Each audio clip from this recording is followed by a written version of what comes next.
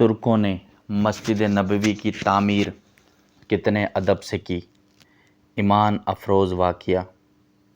لوگ تاج محل کو محبت کی علامت قرار دیتے ہیں، مگر تاریخ سے پتہ چلتا ہے کہ خلافت عثمانیہ کے دور میں مسجد نبوی کی تعمیرات کی دنیا میں محبت اور عقیدت کی معراج ہے۔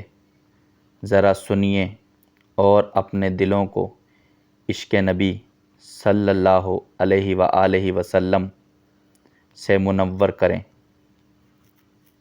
ترکوں نے جب مسجد نبوی کی تعمیر کا ارادہ کیا تو انہیں اپنے وسیع و عریض ریاست میں اعلان کیا کہ انہیں عمارت سازی سے متعلق فنون کے ماہرین درکار ہیں۔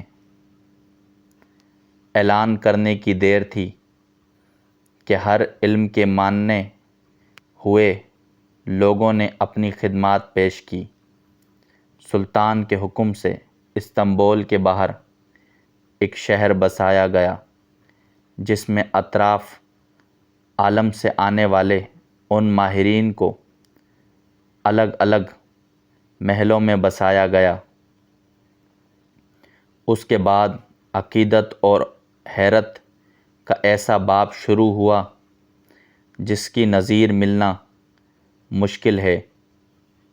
خلیفہ وقت، جو دنیا کا سب سے بڑا فرما رواں تھا، وہ نئے شہر میں آیا اور ہر شعبے کے ماہر کو تاکید کی کہ اپنے ذہین ترین بچے کو اپنا فن اس طرح سکھائے کہ اسے یکتا و بے مثال کر دے۔ اسی اثنا میں ترک حکومت اس بچے کو حافظ قرآن اور شاہ سوار بنائے گی۔ دنیا کی تاریخ کا یہ عجیب و غریب منصوبہ کئی سال جاری رہا۔ 25 سال بعد نوجوانوں کی ایسی جماعت تیار ہوئی جو نہ صرف اپنے شعبے میں یکتائے روزگار تھے، بلکہ ہر شخص حافظ قرآن اور باعمل مسلمان بھی تھا۔ یہ لگ بھگ 500 لوگ تھے۔ اسی دوران ترکوں نے پتھروں کی نئی کانیں دریافت کیں، نئے جنگلوں سے لکڑیاں کٹوائیں، تختے حاصل کیے گئے اور شیشے کا سامان پہنچایا گیا۔ یہ سارا سامان نبی کریم صلی اللہ علیہ وآلہ وسلم کے شہر پہنچایا گیا تو ادب کا یہ عالم تھا کہ اسے رکھنے کے لیے مدینہ منورہ سے دور ایک بستی بسائی گئی، تاکہ شور سے حضور اکرم صلی اللہ علیہ وآلہ وسلم کی بارگاہ کی بے ادبی اور مدینہ منورہ کا ماحول خراب نہ ہو۔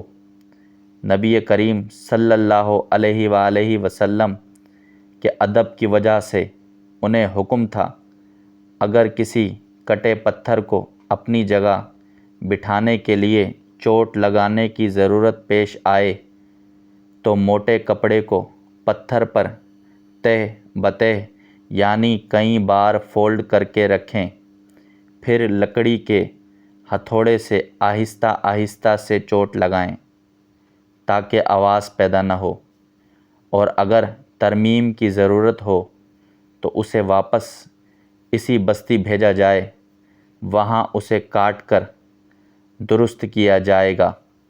ماہرین کو حکم تھا کہ ہر شخص کام کے دوران باوضو رہے اور درود شریف اور تلاوت قرآن پاک میں مشغول رہے۔ حجرہ مبارک کی جالیوں کو کپڑے سے لپیٹ دیا گیا کہ گرد و غبار اندر روضہ پاک میں نہ جائے۔ ستون لگائے گئے کہ ریاض الجنہ اور روضہ پاک پر مٹی نہ گرے۔